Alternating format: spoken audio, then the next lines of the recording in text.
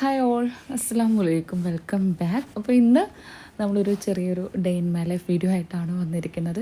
കുറേ പേരൊക്കെ എന്നോട് ഡേ ഇൻ മൈ ലൈഫ് ചെയ്യാൻ പറയുന്നുണ്ട്.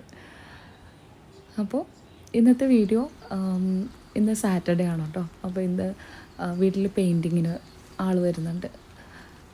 അപ്പോൾ ഞാനിന്ന് ജിമ്മിലൊന്നും പോകുന്നൊന്നുമില്ല. ഇന്നങ്ങനെ രാവിലെ എഴുന്നേറ്റ് കഴിഞ്ഞപ്പോൾ ചെറിയ മഴയൊക്കെ ഉണ്ട്. എന്നാൽ പിന്നെ മഴയൊക്കെ ആസ്വദിച്ച് കുറച്ച് സമയം ഒന്ന് പുറത്തിരിക്കാമെന്ന് കരുതി. പിന്നെ പാല് വന്നിട്ടില്ല കേട്ടോ. അപ്പോൾ പാല് വന്നിട്ട് ചായ എടുക്കാം. അതിന് മുൻപ് ഞാനിത് ഈ ഒരു ബോട്ടിലിൽ വെള്ളം എടുത്തിട്ടുണ്ട്. കുറച്ച് വെള്ളമൊക്കെ കുടിച്ച് മഴയൊക്കെ ആസ്വദിച്ച് ഇങ്ങനെ പുറത്തിരിക്കാമെന്ന് വിചാരിച്ചു. അപ്പോൾ കുറച്ച് ഊതൊക്കെ പുകച്ചിട്ടുണ്ട്. അപ്പോൾ വീടിൻ്റെ അകത്തൊരു നല്ല സ്മെല്ല് വരട്ടെ എന്ന് കരുതി. അത് കഴിഞ്ഞിട്ട് ഞാൻ അകത്ത് ഇരിക്കുകയാണെന്നുണ്ടെങ്കിൽ അവിടെ വെച്ചാൽ മതിയായിരുന്നു. ഞാൻ പുറത്തേക്ക് ഇറങ്ങിയതുകൊണ്ട് ഞാൻ അതുമായിട്ട് ഇങ്ങോട്ട് പോന്നു. കുറച്ച് സമയം അങ്ങനെ പീസ്ഫുള്ളായിട്ട് ഇരിക്കാമെന്ന് കരുതി. അപ്പോൾ ഇതാ പാല് വന്നിട്ടുണ്ട്. ആ മതിലിൻ്റെ മുകളിൽ ഒരു ബോക്സ് വെച്ചിട്ടുണ്ട്, വുഡൻ ബോക്സ്. ഇല്ലെങ്കിൽ ആ കവറ് ഞാൻ കിച്ചണിൽ നിന്ന് ഇങ്ങോട്ടേക്ക് എത്തുമ്പോഴേക്കും കാക്ക കുത്തിയിട്ടുണ്ടോ. അതുകൊണ്ട് ഞാനങ്ങനെ സ്ഥിരമായിട്ടൊരു വുഡൻ ബോക്സ് അതിന് വേണ്ടിയിട്ട് അവിടെ വെച്ചിരിക്കുക. അപ്പോൾ ഇവിടെ ഇരുന്ന് കഴിഞ്ഞപ്പോൾ പിന്നെ എനിക്ക് എഴുന്നേറ്റ് പോകാൻ അങ്ങനെ ഒരു മടി. പിന്നെ വെള്ളമൊക്കെ കുടിച്ചുകൊണ്ട് തന്നെ അങ്ങനെ ചായക്ക് വലിയ ടെൻഡൻസി വരുന്നില്ല. അപ്പോൾ ഇങ്ങനെ കുറച്ച് സമയം ഇരുന്നു കേട്ടോ. അത് കഴിഞ്ഞിട്ട് ഇനിയിപ്പോൾ ഈ പാലെടുത്തിട്ട് ചായ എടുക്കാം. അപ്പോൾ മോൻ എഴുന്നേറ്റ് അവിടെ ടി വി കാണുന്നുണ്ട്. അവനിങ്ങനെ മൊബൈലിൻ്റെയോ വണ്ടികളുടെ അങ്ങനെയൊക്കെ വരുന്ന ഓരോ വീഡിയോസൊക്കെ അങ്ങനെ കണ്ടുകൊണ്ടിരിക്കും. പിന്നെ ഇത് തലേ ദിവസം പൂക്കുട്ടി കംപ്ലീറ്റ് ചെയ്ത് വെച്ചിരിക്കുന്ന ഒരു ഡ്രസ്സാണ് കേട്ടോ. സ്വെറ്റ് ഷർട്ട് പോലെ കോളറൊക്കെ വെച്ചിട്ട് ഇനിയിപ്പോൾ ബട്ടൺ തുന്നി പിടിപ്പിക്കാനുണ്ട്. ബാക്കിയെല്ലാം കൈകൊണ്ട് തന്നെ അങ്ങനെ ചെയ്ത് വെച്ചിരിക്കുകയാണ്. പിന്നെ കിച്ചണിൽ വന്നു. ഞാൻ വേഗം തന്നെ കുക്ക് ചെയ്യുന്ന വീഡിയോസ് ഫുള്ള് കംപ്ലീറ്റ് ഒന്നും എടുത്തിട്ടൊന്നുമില്ല. കുറച്ച് നമ്മുടെ അരിപ്പൊടിയും കാര്യങ്ങളൊക്കെ തീർന്നിരിക്കുകയാണ് കേട്ടോ. അതുകൊണ്ട് തന്നെ കുറച്ച് അജ്മി പുട്ടുപൊടി, കേക്ക് പുട്ടുപൊടി രണ്ടും കൂടി മിക്സ് ചെയ്തെടുത്തിരിക്കുകയാണ്. രണ്ടും കുറച്ച് വിധമാണ് കേട്ടോ ഉണ്ടായിരുന്നത്. അത് രണ്ടും മിക്സ് ചെയ്തിട്ട് പൊടിയെടുത്തു. പിന്നെ ബീഫാണ്, പുട്ട് ചുട്ടുകൊണ്ടിരിക്കുകയാണ്, ചോറും ആയിക്കൊണ്ടിരിക്കുന്നുണ്ട്. അപ്പോൾ അങ്ങനെ ഇന്ന് പിന്നെ സച്ചു വരാമെന്ന് പറഞ്ഞിട്ടുണ്ടായിരുന്നു. അപ്പോൾ തലേ ദിവസം വെള്ളിയാഴ്ച ഫോൺ ചെയ്തപ്പോൾ ബീഫ് കഴിക്കാൻ കൊതിയാവാണ്, ഞങ്ങൾ അതുമായിട്ട് ചെല്ലാൻ പറഞ്ഞു. അപ്പോൾ ഞങ്ങളങ്ങനെ ഒരു 2-3 ആഴ്ച കൂടുമ്പോൾ സൺഡേ ആണ് പോകുന്നത്. അപ്പോൾ അങ്ങനെ കൊതിയാണെന്ന് പറഞ്ഞപ്പോൾ ഇക്ക പറഞ്ഞു എന്നാൽ ഒരു ദിവസം വന്ന് നിന്നിട്ട് പോകുമെന്ന് പറഞ്ഞിട്ട് അങ്ങനെ കൊണ്ടുവരാൻ വേണ്ടിയിട്ട് പോയിരിക്കുകയാണ്. അപ്പോൾ അവൾ വരുമ്പോൾ കൊടുക്കാമെന്ന് കരുതി ഞാനപ്പോൾ രാവിലെ തന്നെ ബീഫ് വാങ്ങി.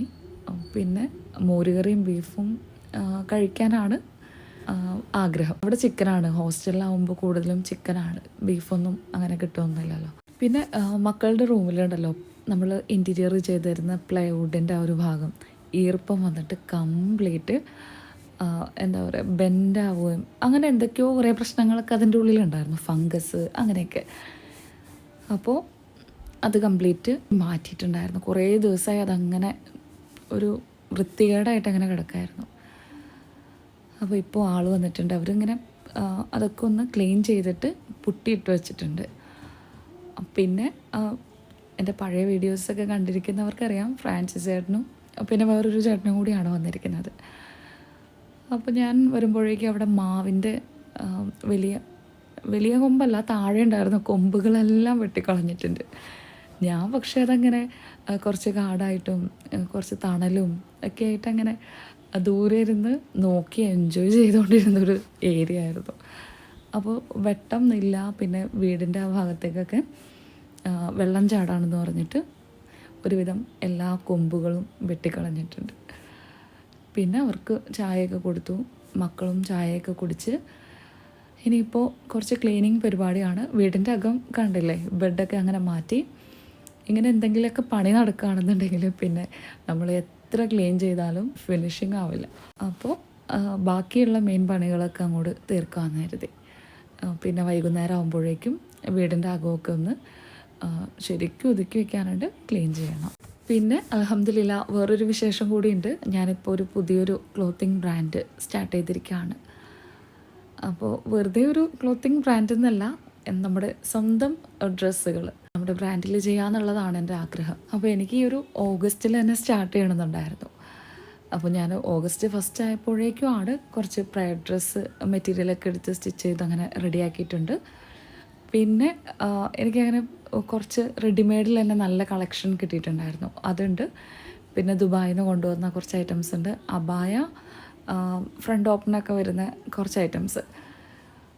അപ്പോൾ അങ്ങനെ കുറച്ച് ഐറ്റംസൊക്കെ റെഡി ആക്കിയിട്ടുണ്ട്. പിന്നെ നമ്മുടെ ബ്രാൻഡിൽ തന്നെ വേറെ ഡ്രസ്സ് അതുമുണ്ട്. പിന്നെ ഇത് കണ്ടോ, ഇത് റെഡിമെയ്ഡിൽ വരുന്നതാണ് കേട്ടോ.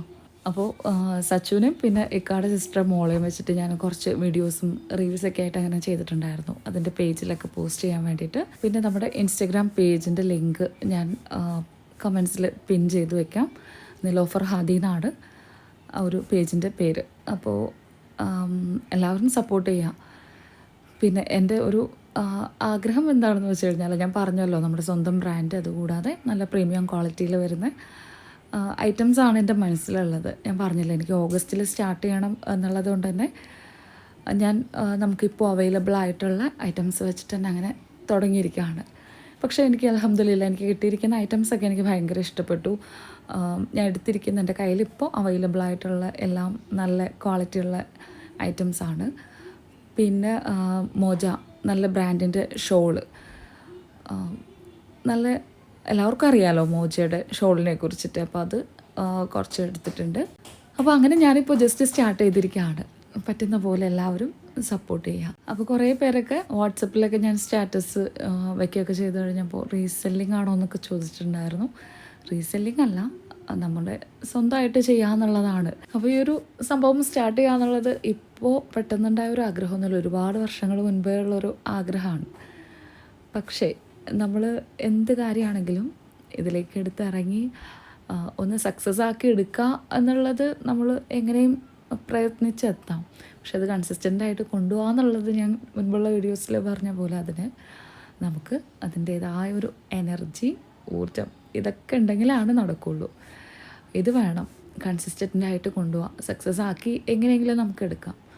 പക്ഷേ മുന്നോട്ടുള്ള ഒരു കാര്യം, അപ്പോൾ അതിനുള്ള ഒരു ഊർജം സംഭരിക്കുക എന്നുള്ള ഒറ്റ കാരണം കൊണ്ടാണ് ഇത്രയും ലേറ്റായത്.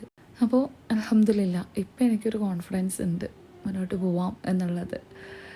പിന്നെ പഠിച്ചോൻ്റെ ഒരു കാവലും അനുഗ്രഹവും ഒക്കെ ഉണ്ടാവും എന്നുള്ളൊരു പ്രതീക്ഷയിൽ ഞാൻ ഇപ്പോൾ ഇതങ്ങനെ സ്റ്റാർട്ട് ചെയ്തിരിക്കുന്നത്.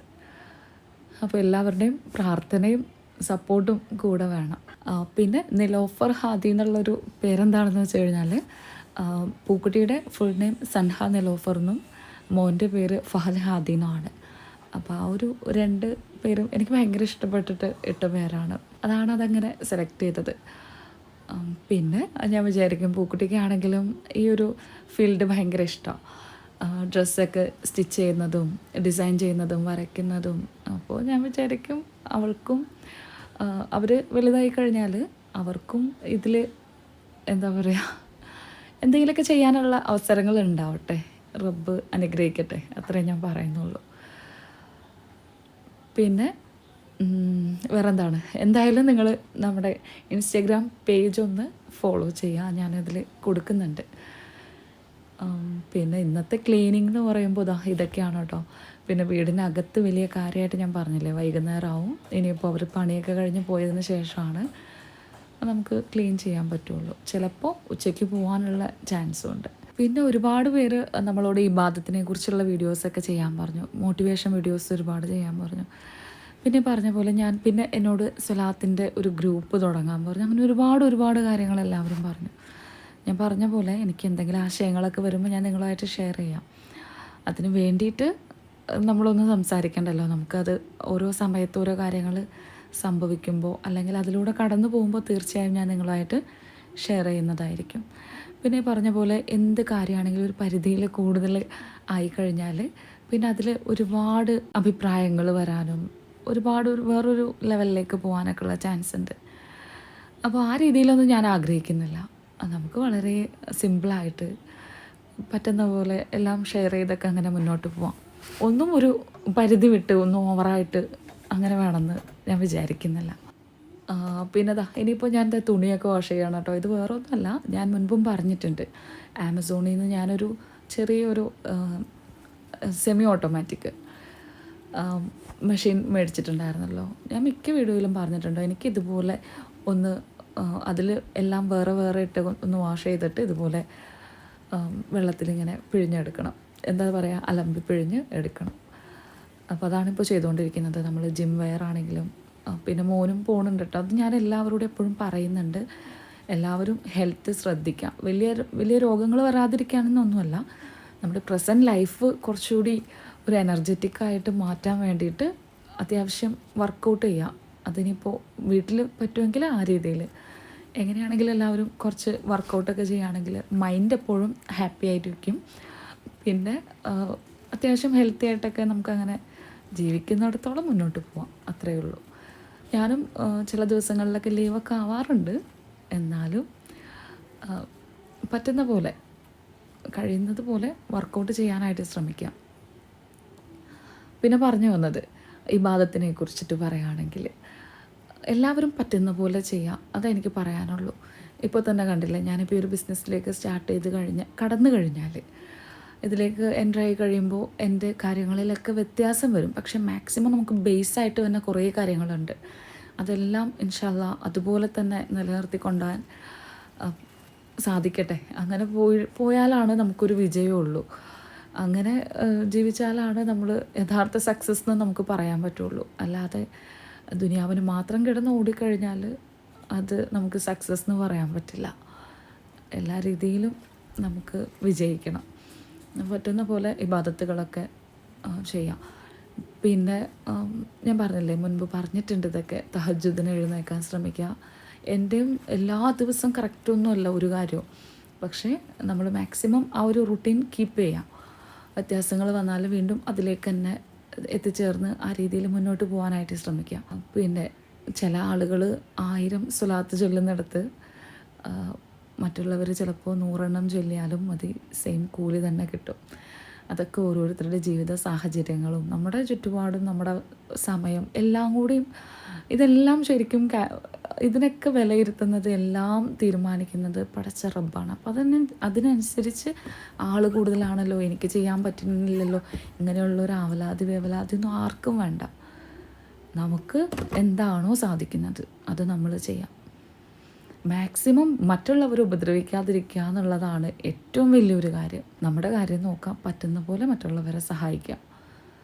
പിന്നെ മാക്സിമം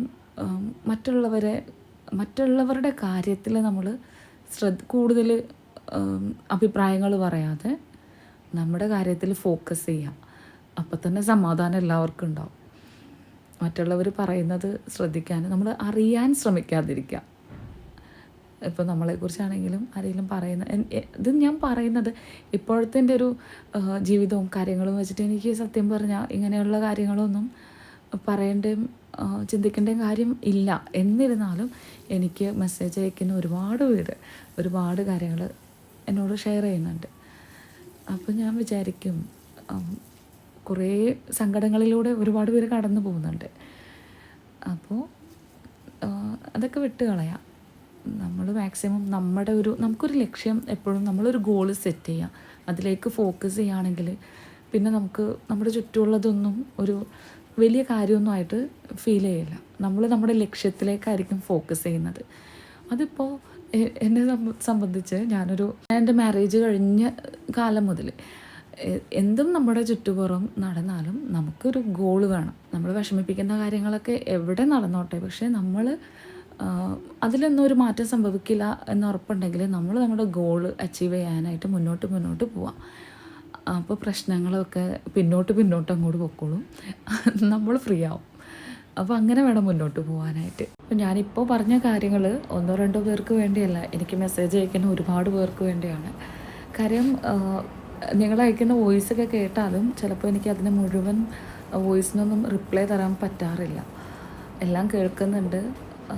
നമുക്ക് ശരിക്കും പറഞ്ഞാൽ ഓപ്പോസിറ്റുള്ള ആളുടെ ഒരു ഫീൽ എന്താണെന്ന് നമുക്ക് മനസ്സിലാവും ആ സംസാരത്തിലൂടെയും ആ വാക്കുകളിലൂടെയും. പക്ഷേ എല്ലാവർക്കും എനിക്ക് റിപ്ലൈ കൊടുക്കാൻ പറ്റണില്ല, അതാണ് മെയിനായിട്ടുള്ള കാര്യം. ഞാൻ ശ്രമിച്ചാലും ചിലതൊക്കെ ഞാനങ്ങനെ ചിലപ്പോൾ സ്ക്രീൻഷോട്ടൊക്കെ എടുത്ത് വയ്ക്കും. പക്ഷേ എന്തെങ്കിലും കാര്യങ്ങൾ ഇപ്പോൾ തന്നെ കണ്ടില്ലേ, നമുക്ക് നമ്മുടേതായ കുറേ ജോലികളും കാര്യങ്ങളൊക്കെ ഉണ്ട്. അങ്ങനെ നമ്മുടെ ക്ലീനിങ്ങും പരിപാടിയൊക്കെ ഏകദേശം കഴിഞ്ഞിട്ടുണ്ട്, കിച്ചണും ബാക്കിയുള്ള ഏരിയയൊക്കെ. അതിനുശേഷം എന്താ നനഞ്ഞ മാക്സിയൊക്കെ ഞാൻ മാറ്റി കേട്ടോ. എനിക്ക് നനഞ്ഞത് ഒട്ടും അങ്ങനെ ഇട്ട് ഉപയോഗിക്കാൻ പറ്റില്ല. അടുത്തത് എടുത്തിട്ട് ഇതാ മക്കളുടെ റൂമൊക്കെ ഒന്ന് ക്ലീൻ ചെയ്യാണ്. അപ്പോഴേക്കും അവർ പോയിട്ടുണ്ടായിരുന്നു. അവർ ഉച്ച വരെയാണ് കേട്ടോ നിന്നിട്ടുണ്ടായിരുന്നത്. അവർ പോയി കഴിഞ്ഞപ്പോൾ ഇനിയിപ്പോൾ സച്ചു വരാണല്ലോ, അപ്പോൾ ബെഡും കാര്യങ്ങളൊക്കെ എനിക്ക് നേരെ ഇടണം. അതുകൊണ്ട് തന്നെ വേഗം ആ റൂമൊന്ന് ക്ലീൻ ചെയ്തു. പിന്നെ അതാ പൂക്കുട്ടി ഇവിടെ ഇരുന്നിട്ട് പൂക്കുട്ടിക്കൊരു കോട്ട് തുന്നിക്കൊണ്ടിരിക്കുന്നുണ്ട്. അത് ഞാൻ ലാസ്റ്റ് പിക്ക് കാണിക്കാം. പിന്നെ ഇത് വൈകിട്ട് സച്ചു വന്നതിന് ശേഷം പിന്നെ കുറേ സമയം ഞങ്ങളങ്ങനെ സംസാരിച്ച് ഒന്ന് റിലാക്സ് ആയിട്ടൊക്കെ ഇരുന്നു കേട്ടോ. അതിന് ശേഷം വീഡിയോ എടുക്കാമെന്ന് കരുതിയിട്ട് അങ്ങനെ കാര്യങ്ങളൊക്കെ ആയിരുന്നു. അത് കഴിഞ്ഞ് എല്ലാം കഴിഞ്ഞ് ഞാൻ ഇന്ന് നേരത്തെ കിടക്കാമെന്ന് വിചാരിച്ചതായിരുന്നു. പക്ഷേ രാത്രി ആയപ്പോൾ സച്ചുവിന് ഒന്ന് കറങ്ങാൻ പോകണമെന്ന് പറഞ്ഞിട്ട് നമ്മൾ ഇവിടെ നെടുമ്പാശ്ശേരി, ഇതാണ് നമ്മുടെ സ്ഥിരം റൂട്ട്. ആ റൂട്ട് പോവുക, ഒരു ചായ കുടിക്കുക, അങ്ങനെ പോരാ. നല്ല റോഡും ആണല്ലോ. അപ്പോൾ അങ്ങനെ ഈ റൂട്ട് വന്നു. പിന്നെ ഇക്കാടൊരു കസിൻ ഇവിടെ ഒരു റിസോർട്ടിൽ വർക്ക് ചെയ്യുന്നുണ്ട്. അപ്പോൾ അവനെയും കണ്ട് ഒന്ന് സംസാരിച്ച് അങ്ങനെ ഞങ്ങൾ പിന്നെ ഒന്ന് കറങ്ങി വീടെത്തുമ്പോഴേക്കും 12:30 ആയിട്ടുണ്ട്. അപ്പോൾ ഇത്രയൊക്കെയാണ് നമ്മുടെ ഇന്നത്തെ വിശേഷം. ഇൻഷാ അല്ലാഹ് നമുക്ക് ഇനി വീണ്ടും കാണാം. അതുവരെ എല്ലാവർക്കും എൻ്റെ നമസ്കാരം. Thanks for watching. അസ്സലാമു അലൈക്കും.